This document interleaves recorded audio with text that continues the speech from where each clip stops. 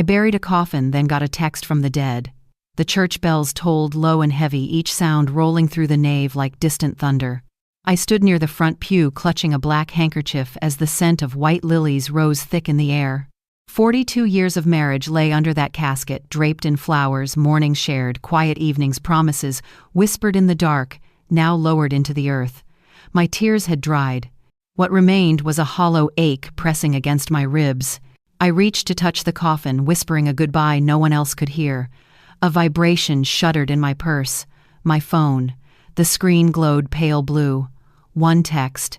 14 words that cracked my world open. I am still alive. Trust no one. My knees nearly gave way. It was his number, my husband's, the man lying motionless before me. I glanced around the church. Daniel stood near the aisle, stiff and pale. Sophia whispered to a man I did not recognize. No one saw my hands shaking as I slid the phone back into my purse. My heart hammered like a trapped bird.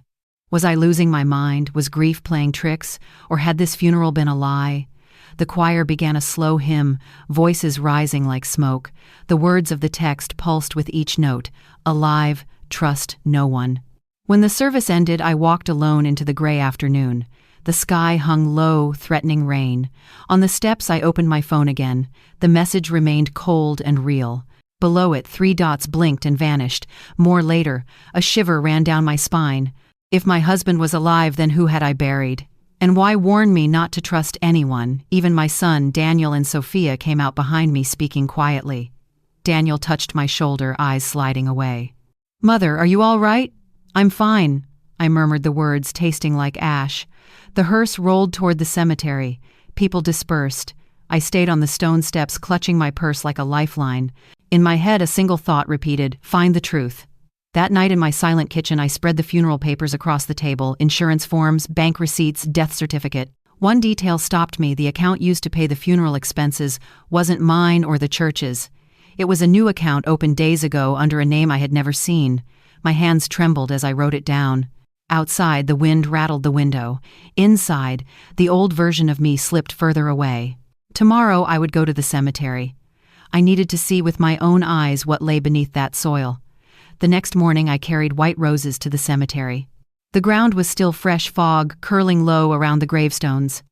I knelt, placed the roses on the soil, whispered a prayer. Then something caught my eye. Half buried in the dirt, gleaming faintly, lay a gold ring, my husband's wedding band, the one placed on his finger before the coffin was sealed. Why was it lying here on top of the grave? I picked it up, the metal cold in my palm, my heart pounding.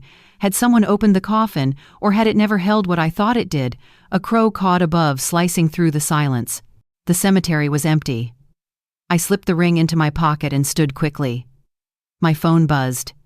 A second message. "Stop asking. You are being watched." I froze. Every hair on my body rose. My eyes darted to the gate, the headstones, the shadows between trees. Was someone here watching me now? I shoved the phone back into my coat and hurried to my car, locking the doors, gripping the wheel until my knuckles whitened. If he was alive, then where was he, and who sent these warnings, my husband or someone pretending to be him? At home, the house felt smaller walls pressing in with secrets. The photos on the mantel, our wedding family gatherings, Daniel as a boy, looked clouded by suspicion. That night I hardly slept, replaying the messages over and over. At dawn I sat at the kitchen table, coffee, cold papers spread out. One thought wouldn't leave me: I had to find someone I could trust. And then I thought of Mrs. Lee, my neighbor of 20 years. She had been at the funeral, sitting 2 rows back, her eyes lingering on me afterward as if she wanted to speak. I picked up the phone. "Mrs. Lee, it's Elizabeth. Could I come by later? There's something important I need to talk about." Her voice was steady, but I heard hesitation. "Yes. I think I may have something to tell you, too." I looked at the ring on the table, dirt clinging to its golden circle. The messages echoed alive. "Trust no one. Being watched." I pressed my palms together. If there is a truth hidden behind all of this, I will find it, even if I have to stand alone. That evening I walked across the street to Mrs. Lee's house. The autumn air was sharp, her porch light casting a warm circle in the dark. She opened the door before I knocked, as if waiting for me. "Come in, Elizabeth," she said softly, leading me to her kitchen. The air smelled of ginger tea. I clasped my trembling hands on the table. She poured us each a cup and leaned forward. "I wasn't sure whether to tell you this," she began, "but I can't keep it anymore." My breath caught. "Tell me what, 2 nights after the ambulance came for your husband?" "I saw him," she whispered, walking down Maple Street toward the old boarding house on Elm. "The messages, the ring, and now this." "Why didn't you tell me earlier?" I asked. "I didn't want to hurt you." "Everyone believed he had passed. I thought grief was making me see things. But after the funeral, the way you looked, I knew you needed to know. He was alive. My husband had staged everything. But why?" When I left her house, the night had grown cold. A car passed slowly at the end of the street, headlights sweeping over me. I hurried inside and locked the door. In the quiet living room, I logged into the joint bank account again. A new withdrawal glared back, $50,000 moved only yesterday. The receiving account was unfamiliar, but the signature authorization matched my husband's. The walls seemed to close in. All those years of devotion and sacrifice, and now this. But the text still burned in my mind, "Trust no one." Did that mean even Daniel? He had stood at the funeral stiff as a stranger, eyes averted. Sophia's whispers and smiles had felt calculated. I pressed my fists against the table. No, I would not fall apart. If they thought I was weak, they were wrong. I gathered the papers into a folder: bank statements, insurance forms, photos of the grave, the ring. Evidence, proof. Tomorrow I would begin. I would follow the trail wherever it led, through lies and betrayal, through every shadowed corner they thought I was too fragile to enter. I spoke into the silence. "If you are still alive," I said, "then I will find you. And I will uncover every secret you've buried." This was no longer a funeral. It was the beginning of war. If you received a message like that during a funeral, would you believe it? Or think your grief was playing tricks on you? Share your thoughts below. I would love to hear them. My neighbor swears she saw my dead husband walking after the funeral. I barely slept that night, my mind churning with questions. By morning, the woman in the mirror looked like a stranger, eyes rimmed, red hair undone. But beneath the exhaustion flickered a resolve I hadn't felt in years. I buttoned my coat, slipped the ring into my pocket, and walked to Mrs. Lee's house. She opened the door before I knocked, pale and tense, as though expecting me. "Elizabeth," she said quietly, "come in." Her kitchen smelled faintly of ginger tea. I sat at her table, hands clasped to stop their trembling. "I wasn't sure whether to tell you this," she whispered, leaning closer. "But you need to know. 2 nights after the ambulance came, I saw him. Your husband." My breath caught. "That's impossible. The word dead stuck in my throat. She shook her head. "It was him. Walking down Maple Street near the old boarding house on Elm. I know what I saw. The messages, the ring, and now this. Why didn't you say anything before I thought I was wrong?" "I didn't want to hurt you," she said softly. "But when I saw you yesterday, I knew you deserved the truth." I pressed my palms flat on the table, trying to ground myself. The truth was no longer a whisper of doubt.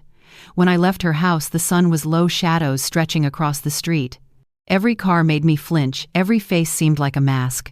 At home, I spread the evidence on the dining table: funeral receipts, bank statements, insurance forms, the ring glinting in the light. My husband had staged his death. I wasn't just mourning, I was being deceived.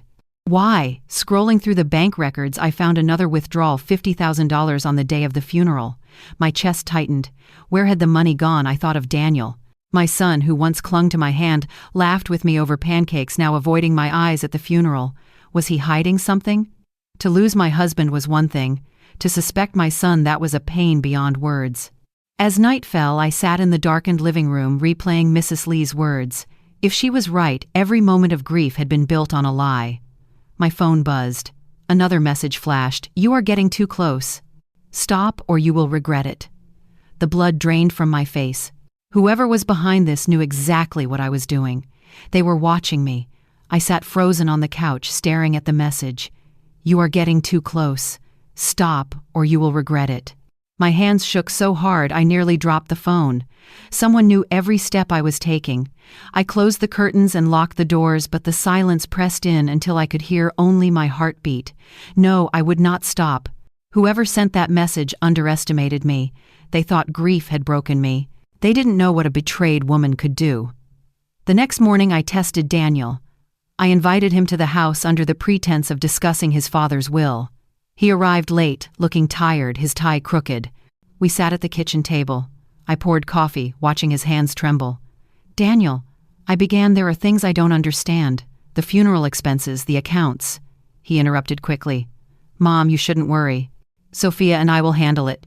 You need to rest." His gentle words cut like glass. He was hiding something. "Daniel," I pressed, "tell me the truth. Did your father leave anything? Did he—" My voice cracked. Did he really die? For a second, guilt flickered in his eyes. Then it was gone, replaced by a mask of calm. "Of course he did.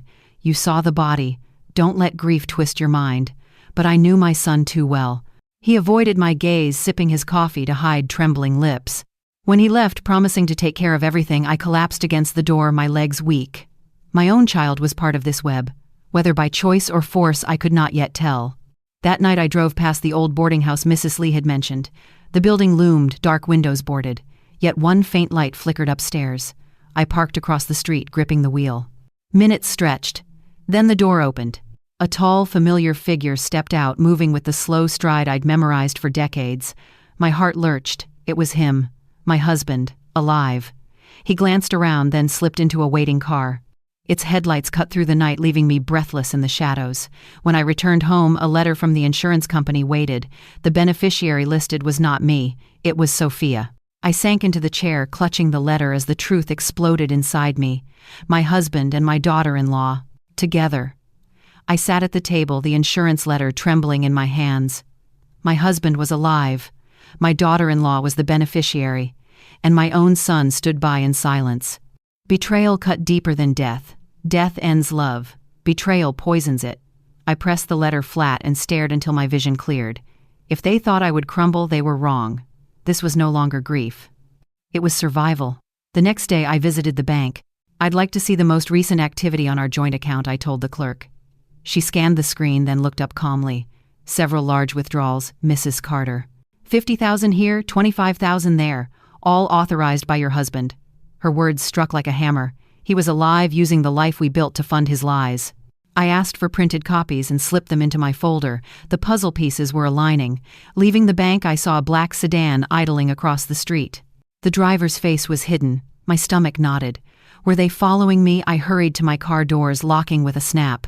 That night I sat in the dark, listening to the tick of the clock, thinking of Daniel, my sweet boy, who once brought me daisies, who used to fall asleep in my lap.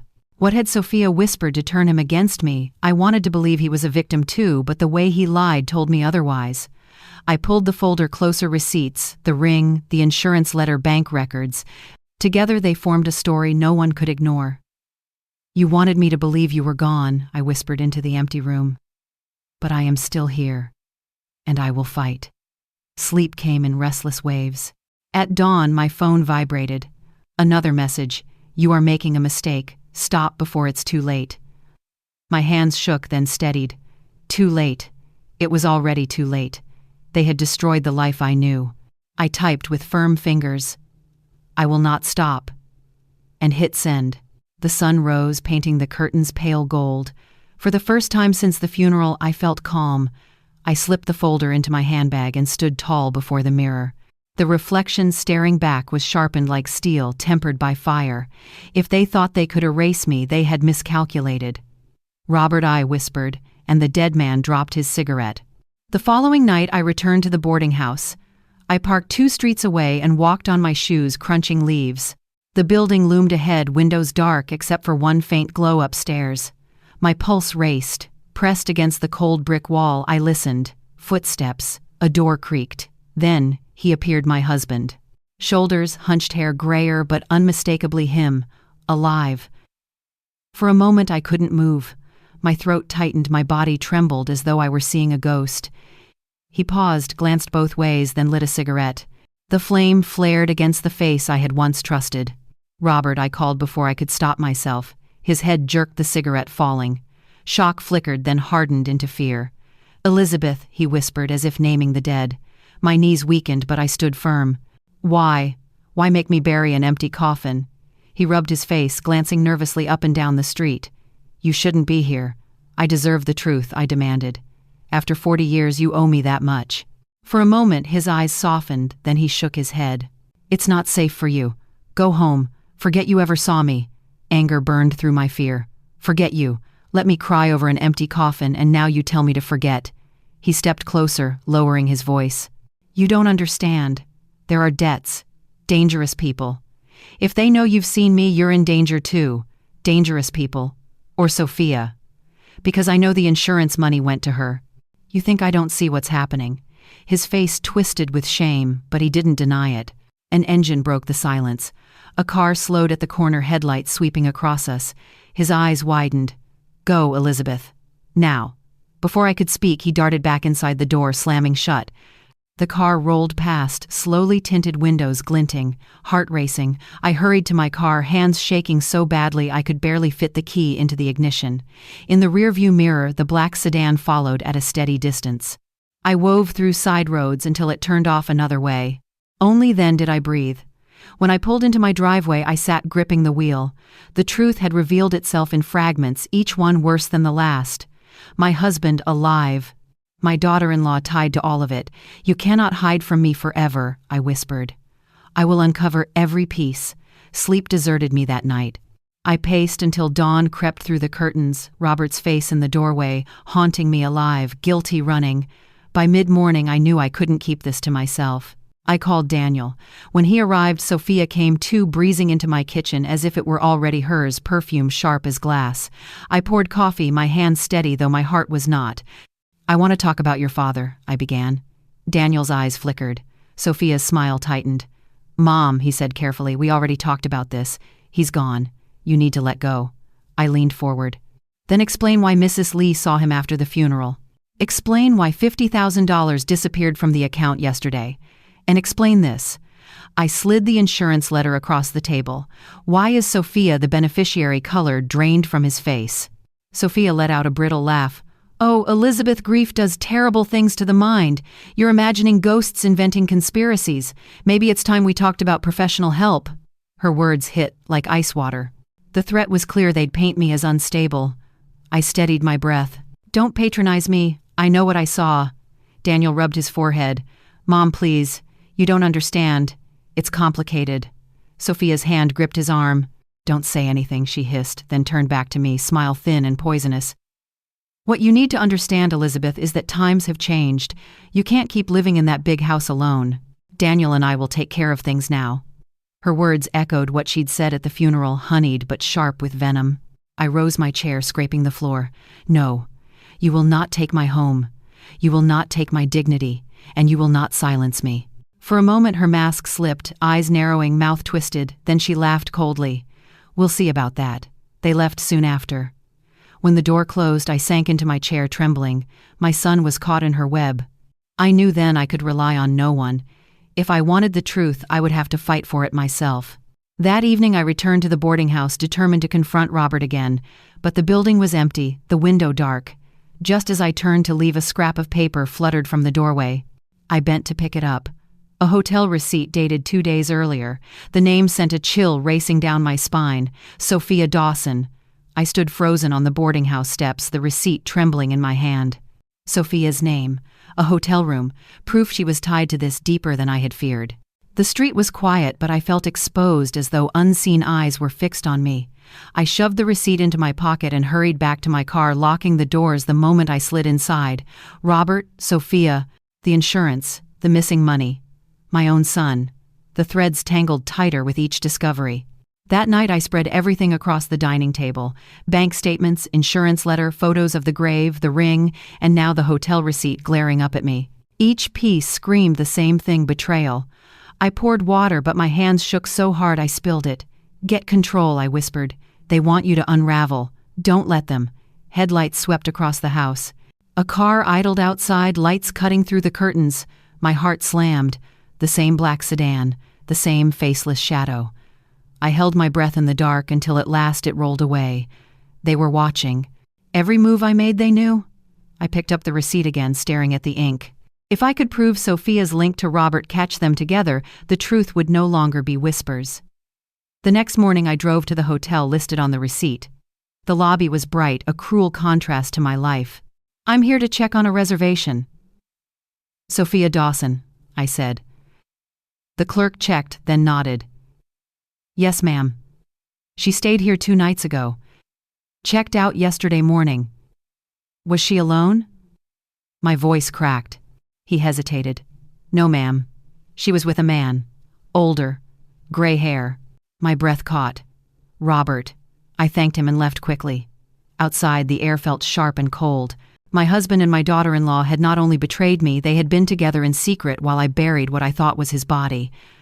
Through the blur of tears rose not grief, not fear, but white-hot anger. They thought they could destroy me quietly. But I was not dust. I was fire. As I pulled into my driveway, Daniel's car was parked outside. He stood, waiting, pale and hollow. "Mom," he said, voice breaking, "we need to talk. There are things you don't know." My heart hammered. Would my son finally confess or tighten the noose of lies? My son said the words, "Dad isn't dead." My world didn't crack, it aligned. Daniel stood on the porch, hands shoved in his pockets, shoulders hunched like a boy caught in a lie. "Mom," he said quietly, "we need to talk." I unlocked the door. He followed, footsteps heavy. We sat at the kitchen table, the same table of his childhood now stripped of innocence. Silence stretched until he finally spoke. "Dad isn't dead." I closed my eyes, needing permission to believe what I already knew. "Where is he, Daniel?" "With Sophia," he said, rubbing his face. "They've been working together." The air left my lungs. Working together. It started with money. Dad owed dangerous people. Sophia had contacts. They staged his death, collected the insurance, and planned a fresh start. My son, my daughter-in-law, my husband, all tangled in betrayal. "And you," I whispered. Shame filled his eyes. "I didn't want to. But they said if I didn't cooperate, if I didn't convince you to step aside, we'd all be ruined. They promised it was temporary. Normal." My voice trembled. "Do you think there's any going back from this?" He dropped his head. "I thought maybe you wouldn't survive the truth. Maybe it was kinder to let you believe he was gone." A bitter laugh escaped me. "Kinder to make me bury an empty coffin, to watch me grieve until my heart nearly stopped. I didn't know what else to do," he whispered. The room went still. Decades of love collapsed into dust. I searched for the boy I'd raised, but saw only a man twisted by fear. Finally, I spoke, steady now. "Daniel, listen. They're using you. They're using all of us. If we let them continue, they'll take everything: our home, our dignity, even our names. We cannot stay silent." His eyes darted up wide with fear. "You can't fight them, Mom. They're already building a case. Sophia's talking to lawyers. They want to declare you incompetent. Legally. If they succeed, you'll lose everything." For a moment I couldn't breathe. Declare me incompetent. Strip me of my rights. Erase me while I was still alive. I stood tall, though my legs trembled. "No, Daniel. They will not erase me. If they want war, then war is what they will get." Daniel stared at me as though he didn't recognize me. Perhaps he didn't. The mother he remembered had been quiet and forgiving. That woman was gone. "I don't want to lose you, Mom," he whispered, eyes shimmering. "But you don't know how dangerous they are." I leaned across the table, my voice sharp. "Dangerous or not, I won't let them decide I'm unfit to live my own life. If your father and Sophia want to destroy me, they'll have to do it in the open, and they won't win." Daniel's shoulders slumped, looking like a child torn between two parents. "What are you going to do?" "The one thing they don't expect," I said. "Stop hiding. Bring the truth into the light. Before the family, before the community. Let them try to humiliate me. I'll turn it back on them." He looked horrified. "You can't. If you do that, Sophia will." "I don't care," I cut in fury, trembling in my voice. "I've spent too long silent. Silence is their weapon, not mine." I spread the evidence before him: bank withdrawals, insurance forms, hotel receipt. "Look at this, Daniel. They can only win if I let them. And I won't." He buried his face in his hands. When he lifted it, fear filled his eyes, not only for me but for himself. He had chosen the wrong side, and he knew it. That night I wrote letters not of farewell but of preparation, inviting the extended family to a gathering at the house. I told them it was about Robert's legacy. That much was true. As I sealed the envelopes, dread and anticipation thudded in my chest. They thought they'd corner me in shadows, but I would drag their schemes into daylight. Days blurred. I rehearsed my words, imagining every gasping face. At the market, whispers followed poor Elizabeth. Losing her husband has broken her mind. I bit down on my anger. Let them whisper. The louder the pity, the sharper their shock would be. On the morning of the gathering, I dressed in black, not mourning but armor. My hair pinned back straight, the folder of evidence in my hand like a weapon. Guests arrived slowly. Daniel lingered near the window, pale. Sophia swept in late heels, clicking smile smug. Elizabeth, she purred, how good of you to host us. I worried you might withdraw from society. I met her gaze evenly. Oh no, Sophia. Today I intend to speak more clearly than ever. Her smile faltered just for a heartbeat as the room fell silent and I stepped to the center. Thank you all for coming. I know you believed this was about honoring Robert. But today I must reveal the truth about what has been done to me, to this family, and to the man you think is dead. Gasps rippled through the room. The parlor fell into silence so thick I could hear the clock on the mantel. Every eye turned to me, curious, skeptical, pitying. I opened the folder slowly. For weeks I believed I had buried my husband. I wore the veil of a widow, stood by a coffin, and let you console me. But what if I told you that coffin was empty? Murmurs rose. Sophia laughed brittle. She's delusional. Grief has broken her mind. I held up the gold ring, glinting under the light. This was supposed to be buried with Robert. I found it on the soil of his grave. Explain that. The room stilled.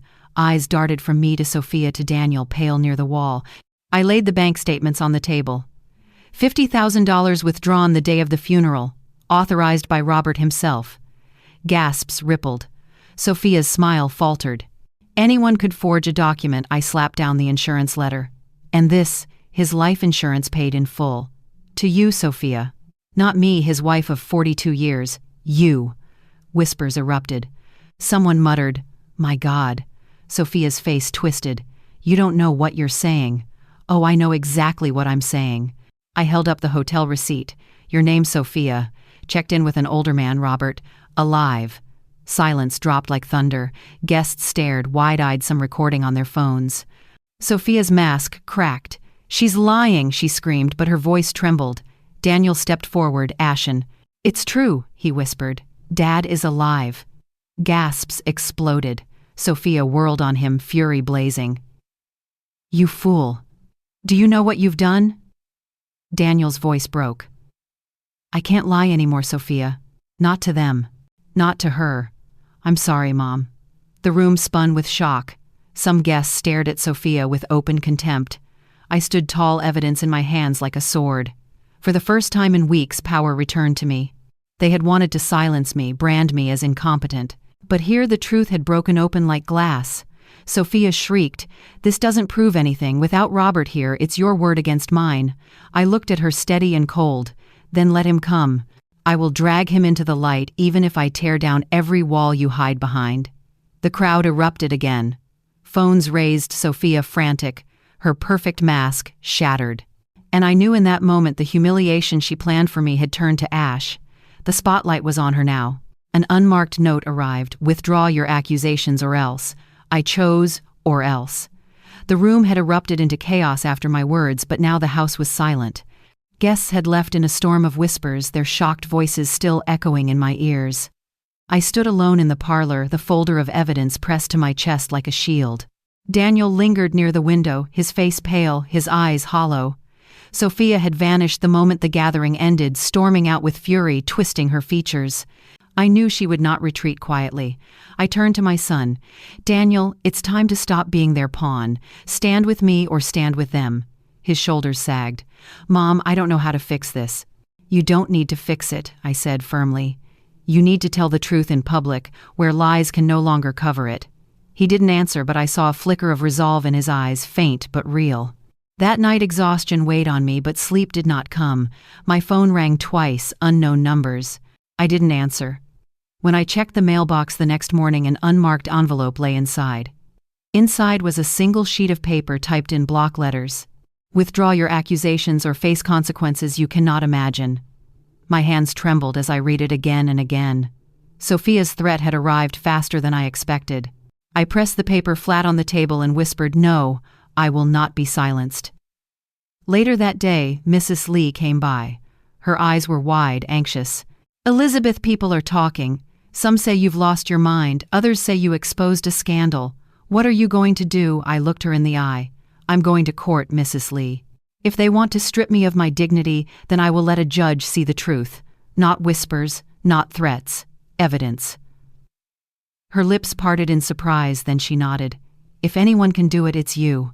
That evening I called Carlos, my late husband's old advisor. He had been distant since Robert's death, but when I told him what I had discovered, he agreed to meet. Bring everything, he said. If we're going to fight this, we need to do it properly.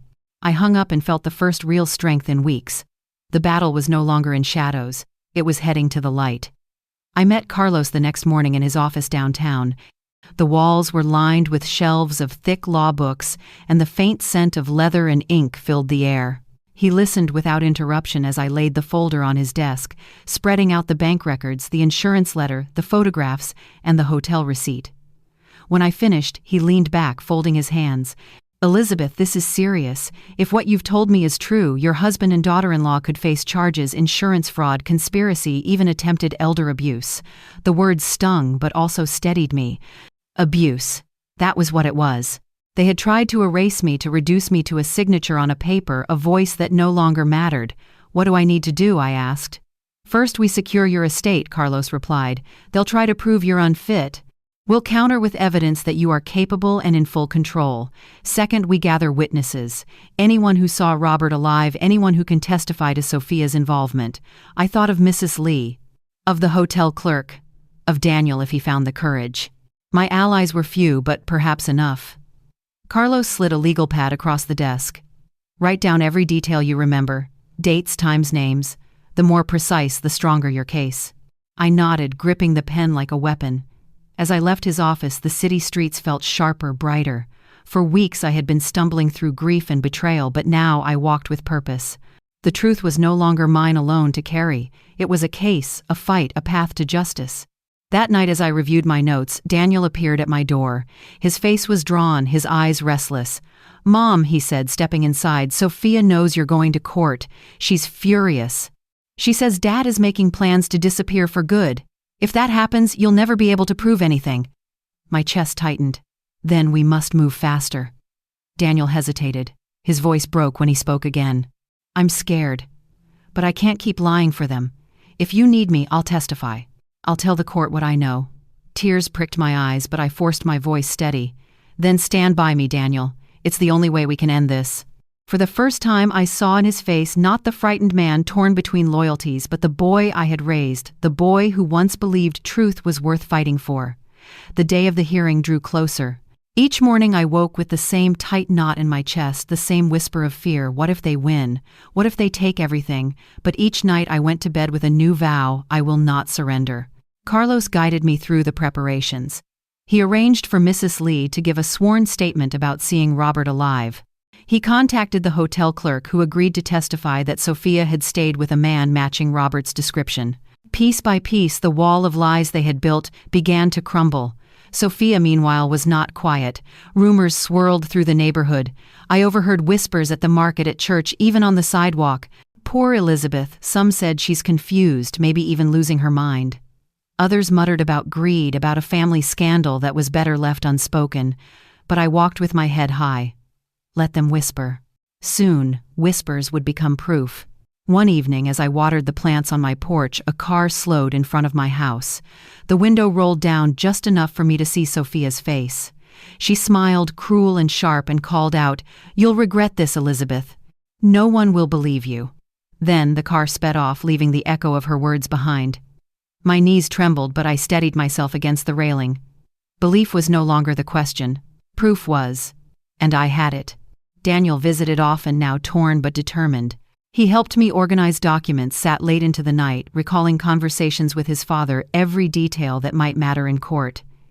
Each time his voice faltered, I reminded him, the truth is our strength, nothing else. The night before the court date, I placed the folder of evidence beside my bed.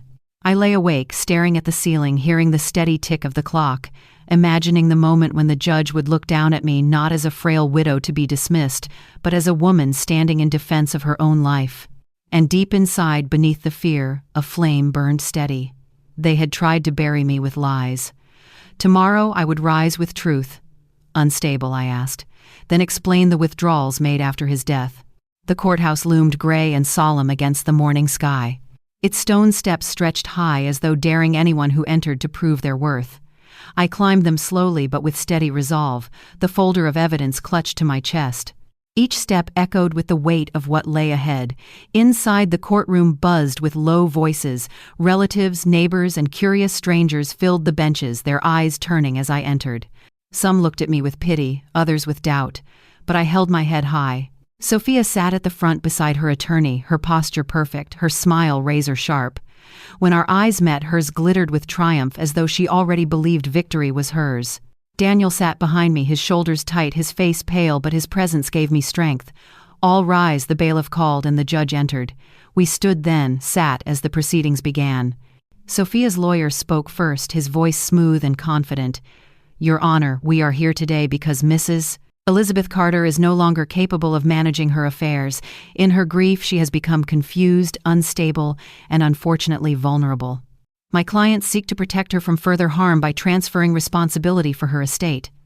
A ripple of whispers ran through the courtroom. I gripped the folder, tighter heat rising in my chest. The lawyer continued, gesturing toward me. "She claims her husband is still alive despite a death certificate, despite a funeral witnessed by this very community. She spins tales of conspiracies and betrayal. These are not the words of a rational mind." Sophia's smile widened as the lawyer sat down. She glanced at me as if to say, "You see, no one will believe you." The judge turned to me. "Mrs. Carter, do you have a response?" I rose slowly, every eye following me as I walked to the front. My knees trembled, but my voice was clear. "Yes, Your Honor, I do." I placed the gold ring on the evidence table, the same ring I had found on Robert's grave. Its glint caught the light, drawing gasps from the gallery. "This ring was buried with my husband," I said, my voice firm. "I found it lying on the soil of his grave. If his coffin was sealed, how did it get there?" The room erupted in whispers again, louder this time. The judge leaned forward, eyes narrowing. The judge studied the ring for a long moment before speaking. "This is unusual. Do you have further evidence, Mrs. Carter?" "Yes, Your Honor." I opened the folder and pulled out the bank records, sliding them across the table. "Here are withdrawals made under Robert Carter's name after his so-called death. $50,000, $25,000 more. Funds moved into accounts that were not mine, not the church's, not the funeral homes.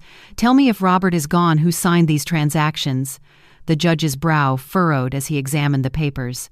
Murmurs spread again through the courtroom. Sophia's lawyer shot to his feet. "Forgery. Anyone could have faked these." I met his words with steady calm. "Then let the bank testify. I already have their records signed and sealed." The lawyer faltered, his voice sputtering, but Sophia leaned forward, whispering furiously into his ear. I reached into the folder once more, my hand steady now. "And this," I said, holding up the insurance letter. "Robert's life insurance paid out not to me, his wife of 42 years, but to Sophia Dawson, his daughter-in-law." Ask yourself why. Gasps filled the room. Some turned to stare at Sophia, whose face flushed crimson. The judge tapped the papers with a finger. "Mrs. Dawson, is this accurate? Were you the beneficiary?" Sophia stood, her voice trembling with forced indignation. "Yes, but it was Robert's choice. He wanted to provide for us, not for a woman who was already provided for." A sharp murmur of disapproval rippled through the crowd. I held her gaze unflinching. "Your Honor," I continued, "I am not imagining things. I have witnesses. Mrs. Lee, who saw Robert alive after the funeral. A hotel clerk who checked Sophia into a room with a man matching Robert's description. And I myself have seen him with my own eyes." At that, Sophia's composure cracked. "Lies," she shouted, her voice shrill. "She's inventing ghosts. She's trying to ruin me." The judge raised a hand. "Order in the court." I stood straighter, my voice steady. "No, Your Honor, I am not ruining her. She ruined herself, and now the truth is coming to light." The room pulsed with tension. For the first time since this nightmare began, I felt the tide shifting. The judge turned to Sophia, his gaze sharp. "Mrs. Dawson, this is a court of law. Shouting does not erase evidence. If you wish to contest these claims, you will have the opportunity. But understand this, the documents and witnesses presented hold weight." Sophia's lips tightened, her eyes burning with fury. She sank back into her chair, her manicured nails drumming the table like claws against wood. I drew a breath, steadying my voice. "Your Honor, they have tried to convince you I am unstable, that I cannot manage my own life. But what kind of unstable woman keeps records, gathers witnesses, and stands here today to face the truth? I am not confused. I am not broken. I am fighting to defend the life they tried to steal." The courtroom fell silent. Even the whispers stopped. Daniel rose slowly from the benches, his face pale but determined. "She's telling the truth," he said, his voice clear enough for everyone to hear. "I've seen my father. He's alive." And Sophia knew it. Gasps exploded across the room. Phones lifted recording. Head swiveled toward Sophia, whose mask of control shattered. She leapt to her feet, her voice shrieking, "You traitor! You coward!" "Order!" the judge thundered, banging his gavel. The sound cracked through the chaos like a whip. Silence returned, tense and electric. The judge leaned forward, his voice grave. "This case will not be dismissed as delusion. The evidence is compelling, and now a direct witness has spoken. This court will pursue a full investigation. Until then, Mrs. Carter retains control of her estate." The gavel struck again. "This hearing is adjourned." For a moment I stood frozen. Then the weight I had carried for weeks began to lift, not completely, but enough for me to breathe. As people rose from their seats, voices buzzing with shock, I gathered my papers. Sophia stormed past me, her face twisted with rage. She leaned close, hissing through clenched teeth. "This isn't over. You'll regret standing against me." I met her gaze, my voice calm. "No, Sophia. The only one who will regret this is you." She flinched, then spun away, her heels striking the floor like gunshots as she fled the courtroom. I stood tall, my heart pounding but steady. For the first time, I was no longer a widow stumbling in grief. I was a woman reclaiming her life piece by piece. I said, "My husband is alive, and he walked through the back door to prove it." The days after the hearing were a blur of whispers and headlines. Word spread quickly through town. The widow who claimed her husband was alive had proven it in court. Neighbors who once pitied me now looked at me with awe, some with fear, as if I had dragged a ghost into daylight. Carlos worked tirelessly, filing motions, collecting affidavits, pressing every witness for details. Reporters began calling, knocking at my door, hungry for a story. I refused most of them, but their presence was proof the truth was no longer hidden in shadows. Sophia, however, grew bolder. She drove by the house often, her car idling at the curb like a predator circling prey. Once I caught her standing across the street, her arms folded, her smile thin and cruel. Daniel stayed close, torn but determined. He knew the danger better than anyone, yet he sat with me night after night, helping organize papers, preparing me for the next steps. "They're desperate now," he told me quietly. "That makes them more dangerous." One evening, as we sorted documents, my phone buzzed. An unknown number again. I answered, and a familiar voice filled the line. "Elizabeth." My heart stopped. "Robert." "Why are you doing this?" he asked, his voice low, ragged. "You're destroying everything. You destroyed it first," I answered, my voice steady. "You betrayed me. You betrayed your own son. You faked your death, Robert. You chose lies over love." His breath crackled through the line. "You don't understand." I had no choice. The debts, the threats. "Then why, Sophia?" I demanded, my voice rising. Why her silence? Then a click. The line went dead. I stood frozen, the phone still pressed to my ear. Daniel watched me, his face pale. "Was it him?" "Yes," I whispered. "And he's close. Too close." The next morning I decided to end the waiting. With Carlos's help, I arranged a press conference at the community hall. If Robert would not face me privately, then he would face me publicly. As the hour approached, the hall filled with reporters, family, neighbors. Cameras clicked, microphones gleamed under bright lights. I stepped to the podium, my heart pounding, but my voice calm. "I stand before you today not as a widow, but as a woman betrayed," I began. "My husband is alive, and I have proof." Gasps rippled through the hall. Then at the back of the room, a door creaked open. And there he was. Robert, alive. Gasps swept through the hall as every head turned toward the back. Robert stood framed in the doorway, his gray hair disheveled, his coat pulled tight as though he could shield himself from the weight of so many eyes. For a moment, time froze. Cameras clicked furiously. Murmurs rippled like waves against the walls. Some people rose to their feet, whispering, "It's him. It's really him." I gripped the podium, my breath caught in my throat. For weeks I had imagined this moment, dreamed of it, feared it, and now it was real. Robert's eyes locked on mine. They were the same eyes I had once trusted, once loved. But behind them was no warmth, only fear, guilt, and calculation. He stepped forward slowly, every footfall echoing across the silent hall. Sophia darted in through a side door, her heels striking the floor like gunshots. She rushed to his side, grabbing his arm as if to keep him from collapsing. "Robert," I said, my voice carrying through the microphone, "look at them. Look at all of them. You let me bury an empty coffin. You let me mourn a lie." Why whispers surged louder. Some cried out in outrage, others in disbelief. Robert's lips parted. For a moment I thought he might confess. But Sophia cut in sharply, her voice cold and commanding. "Don't say a word. She's twisting everything. She wants to ruin us." "Us," I repeated into the microphone, my voice rising. "Listen to her." "Not him. Us.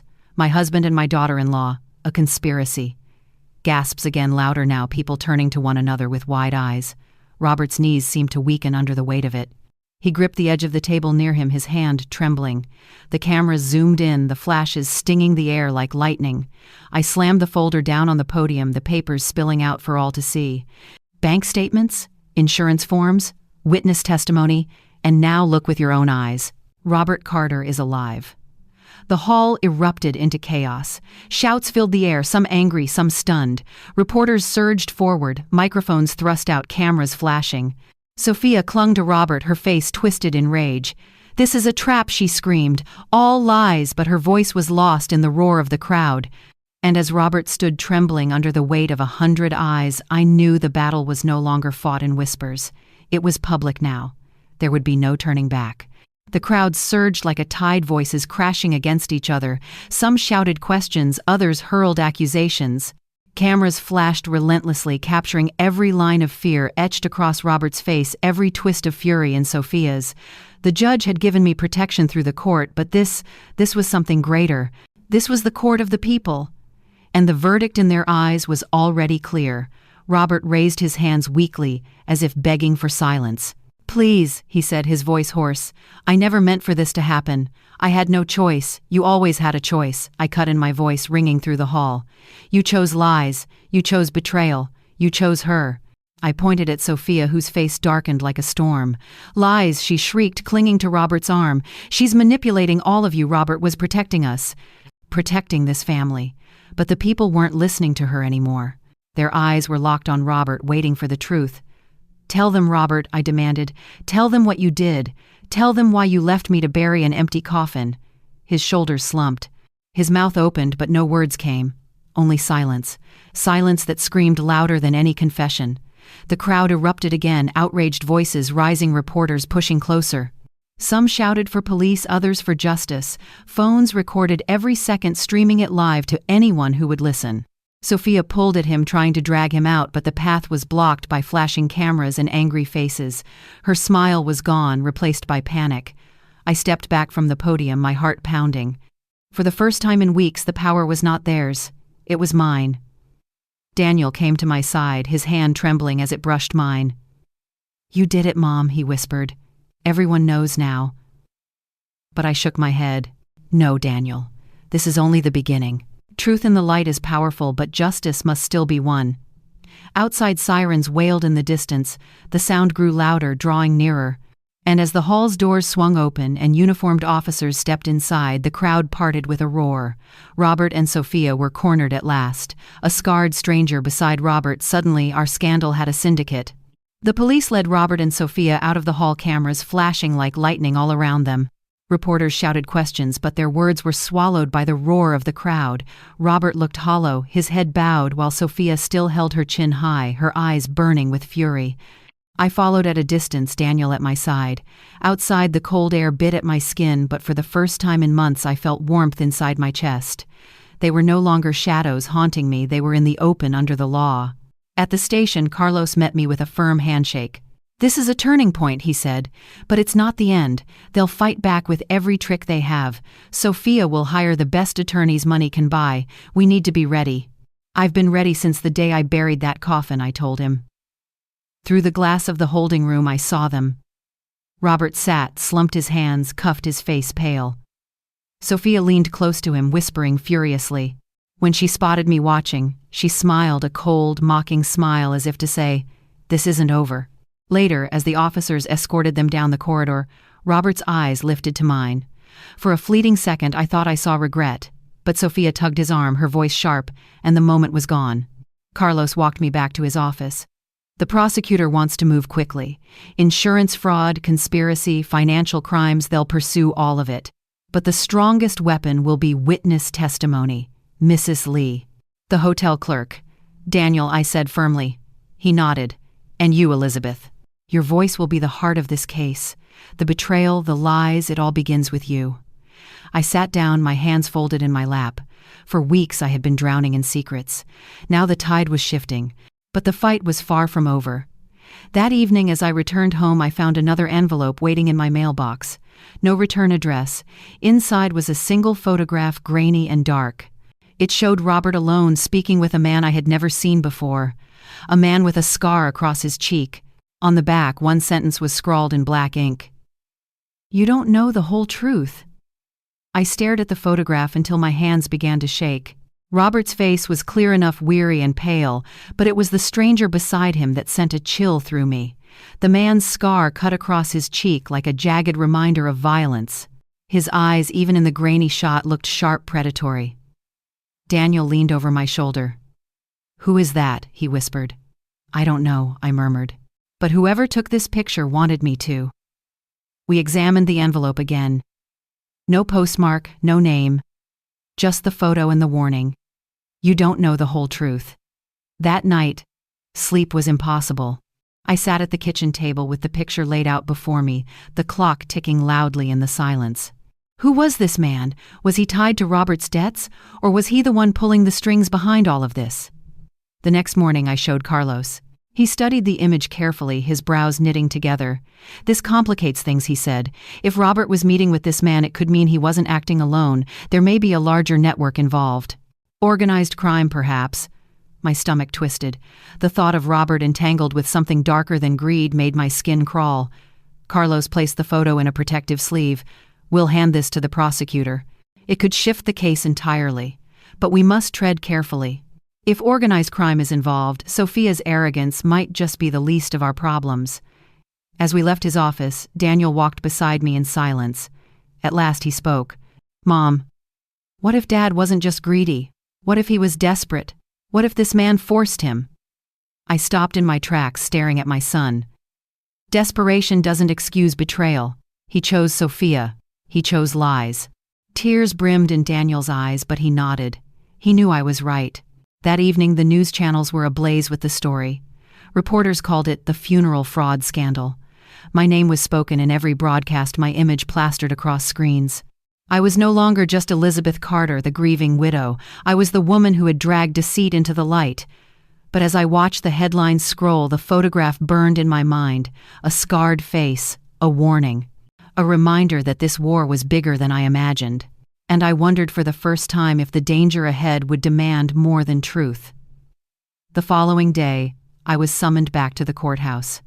Carlos met me on the steps, his face grave. "The prosecutor has reviewed the photograph. They believe the man might be connected to a known syndicate. If that's true, Robert's debts were only the surface of something much darker." Inside, the air felt heavier than ever. Robert and Sophia were brought in under guard. He looked smaller now, almost shrunken, while Sophia still carried herself like a queen stripped of her crown. When the judge entered, silence fell like a hammer. The prosecutor laid the photograph on the table. "Your Honor, this is new evidence suggesting Mr. Carter was in contact with individuals tied to organized crime. This strengthens the argument for conspiracy and fraud beyond domestic betrayal. We ask the court to hold the defendants without bail until this is fully investigated." Sophia shot to her feet. "This is absurd. That picture could be anyone." But Robert flinched the moment he saw it. His hands trembled, his eyes darted toward me wide with something I hadn't seen before, not guilt, not anger, but fear. The judge's gavel struck. Request granted. The defendants will remain in custody. The room erupted with voices. Reporters scribbled furiously, cameras flashed. Sophia shouted as officers led her away, her voice shrill and echoing. "You think you've won, Elizabeth. You don't know what's coming." I stood motionless, the words chilling me to the bone. Later, Carlos walked me outside into the cold evening air. "This changes everything," he said quietly. Sophia's threats, Robert's silence, the photograph, it means we're not just fighting a family battle. We may be fighting something far larger. I clutched my coat tighter. The street lamps flickered, shadows stretching long across the pavement. For weeks I had believed my greatest enemy was the betrayal within my own home. But now I saw the truth. My fight had drawn the attention of men who thrived in darkness, men who had no reason to fear courts or cameras. As Daniel pulled the car around, I turned once more toward the courthouse. Behind its glowing windows, Robert sat caged, not by me, but by the consequences of his own choices. And yet I knew the story was far from over. because somewhere out there a scarred man was watching, and he wasn't finished with me yet. Glass shattered. A note on my counter read, "Next time won't be a warning." The days that followed were restless shadows stitched together by fear. Though Robert and Sophia remained in custody, I could not shake the feeling that eyes still followed me everywhere. Every time I stepped outside, every time I sat by the window at night, the scarred face from the photograph haunted me. One evening, as I locked the front door, a voice drifted from the darkness. "Mrs. Carter." I froze. The man with the scar stepped from the shadows of the oak tree, his figure tall, his presence heavy. My breath caught in my throat. "I see you've caused quite a stir," he said, his smile crooked. "Dragging family business into the spotlight. That was unwise." I forced my voice steady. "Who are you?" He tilted his head. "Let's just say I'm someone your husband owes. And now, thanks to you, my patience runs thin." The porch light flickered above us. My fingers itched to reach for the phone in my pocket, but I didn't move. He stepped closer, his voice low and dangerous. "Drop the case. Stop digging. If you don't, you won't just lose money or property. You'll lose much more." I swallowed hard. "Is that a threat?" He smiled wider, the scar twisting grotesquely. "It's a promise." With that, he turned and melted into the shadows, leaving me trembling against the doorframe. Inside, Daniel found me pale and shaken. I told him what had happened, my voice trembling as I described the scarred man, his hands clenched into fists. "Mom, we can't fight people like that. This isn't just about court anymore, it's dangerous." I gripped his shoulders, forcing him to meet my eyes. "We don't run, Daniel. If we run, they win. Do you understand?" Tears welled in his eyes, but he nodded. That night, as I checked the locks again, I noticed something that turned my blood cold. On the windowsill of the living room lay another envelope. Inside, written in jagged ink, were 3 words, "Time is running." I took the envelope straight to Carlos the next morning. His jaw tightened as he read the 3 words, "Time is running." He slipped the paper into a folder, his eyes sharp. "This isn't just intimidation anymore," he said. "This is escalation. We need police protection, at least for now." "I've lived my whole life in this house," I told him, my voice firm. "I won't be driven out of it." Carlos leaned forward. "Then we fight. We take this photograph, this note, and everything else straight to the prosecutor. If organized crime is involved, the case widens beyond Robert and Sophia. That's good for us, but dangerous too." Danger. The word hung heavy between us. When I returned home, Daniel was waiting on the porch. He looked restless, pacing back and forth. "Mom," he blurted out, "I've been thinking, maybe we should drop this. Maybe we can let Dad face his debts quietly and just move on." I stared at him, stunned. "Move on? After what they did to me, after what they tried to do to us?" His shoulders sagged. "I'm scared. You don't understand what these people are capable of." I stepped closer, my voice steady. "I do understand, Daniel. That's why we cannot bend. If we give in now, we lose everything, not just our home, not just our dignity, but our very right to live without chains." He looked into my eyes, searching. At last he whispered, "Then I'll stand with you, no matter what comes." That night the house was eerily quiet. I double-checked every lock, every window, my heart pounding with every creak of the floorboards. Daniel insisted on sleeping in the chair by the front door, keeping watch like a sentinel. Sometime past midnight, a noise shattered the silence. Glass breaking. I bolted upright. Daniel was already on his feet, clutching a flashlight. We moved toward the sound, every step heavy with dread. In the kitchen, the window above the sink hung open, shards of glass glittering on the floor. The night air rushed in, cold and sharp. And there, lying on the counter, was another message scrawled on a torn piece of paper. "Next time it won't be a warning." Daniel grabbed the paper, his face pale in the dim kitchen light. His voice shook. "Mom, they're inside the house. They were here." The realization hit like a blow.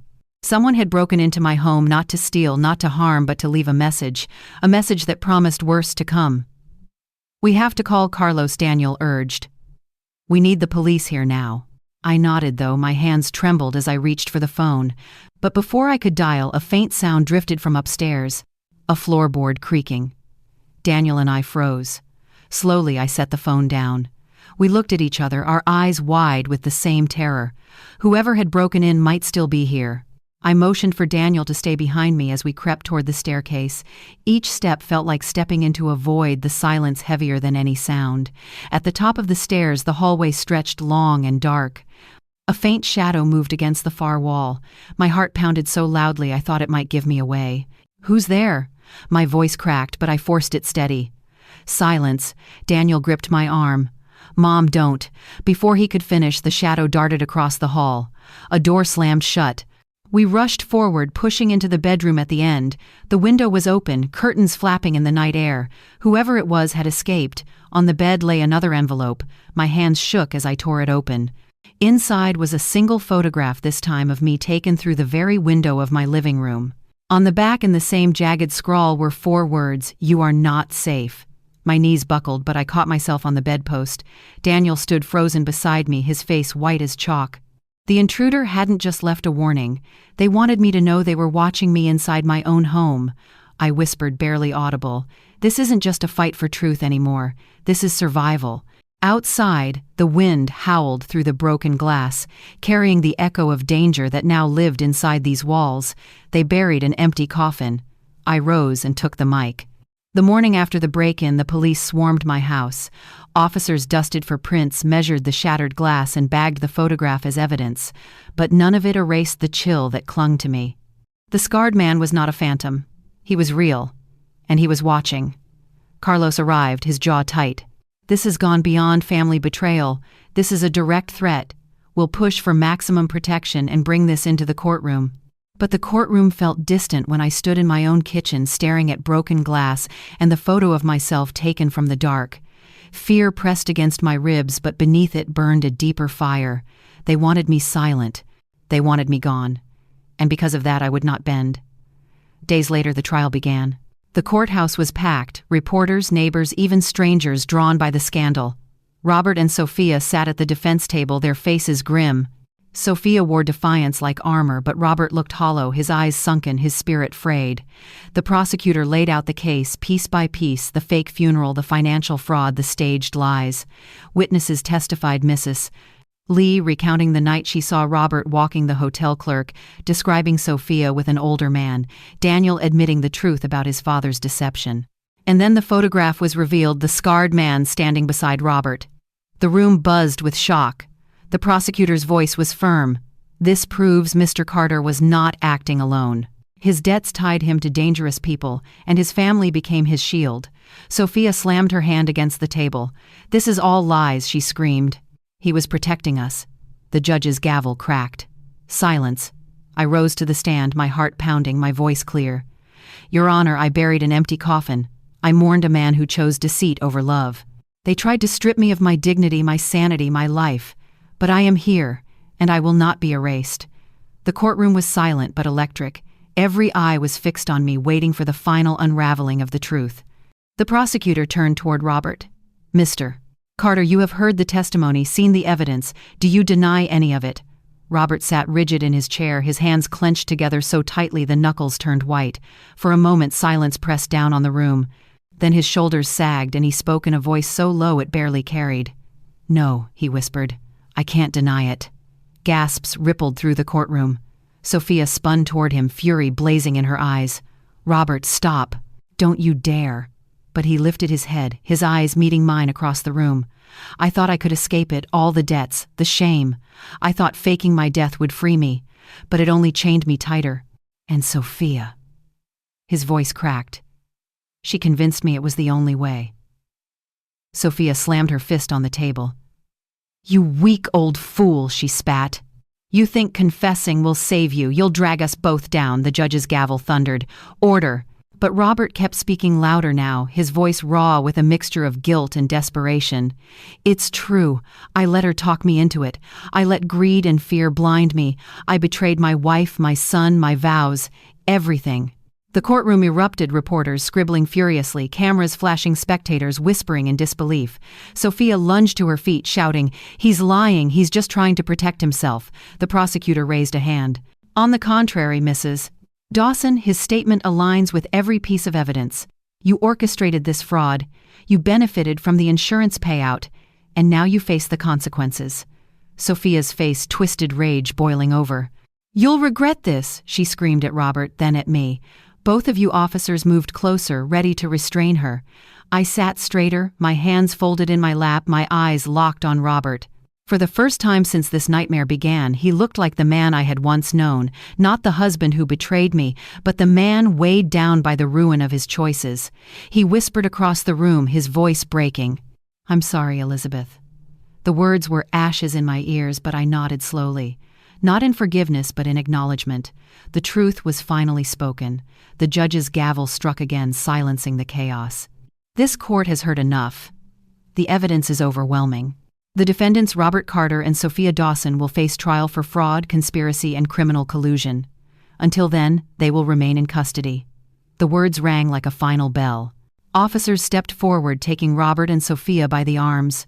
Robert did not resist. His head hung low, eyes vacant, as though confessing had emptied the last of his strength. Sophia, however, thrashed and shouted, her voice echoing down the chamber. "You'll all pay for this, every one of you." The doors closed behind them, and silence lingered like smoke. I sat frozen for a moment, the weight of months lifting all at once. My hands trembled as I gathered my papers. Around me whispers rose, not of pity anymore, but of respect. Some nodded at me, others reached out to squeeze my hand as I passed. Outside the courthouse, the cold air wrapped around me. Cameras flashed, reporters shouted, but I heard none of it. All I felt was the steady beat of my heart, stronger than it had been in a long time. Daniel walked at my side. For the first time in years, his hand slipped into mine, just as it had when he was a boy. "You did it, Mom," he said softly. "You fought back. You won." I looked at him, tears stinging my eyes.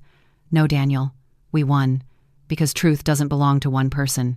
It belongs to everyone brave enough to stand for it." That night, as I returned to my quiet home, I stood at the window, staring into the darkness. The fear that had once stalked me was gone. I knew there were still dangers in the world, still shadows that thrived in silence. But I was no longer their prey. I had faced betrayal, humiliation, and threats meant to break me, and yet I remained. I turned from the window, whispering to myself, "They buried an empty coffin, but I am the one who rose from it." And to those who still doubted, who still wondered how far love and betrayal can push a person, I asked silently, if you stood in my place, betrayed by blood, by vows, by trust itself, would you have the strength to fight, or would you let the lies bury you alive? If your family betrayed you in such a way, would you stay silent or fight back like I did? Share your thoughts in the comments. And if you want to hear more powerful family drama stories, remember to subscribe and join me here next time.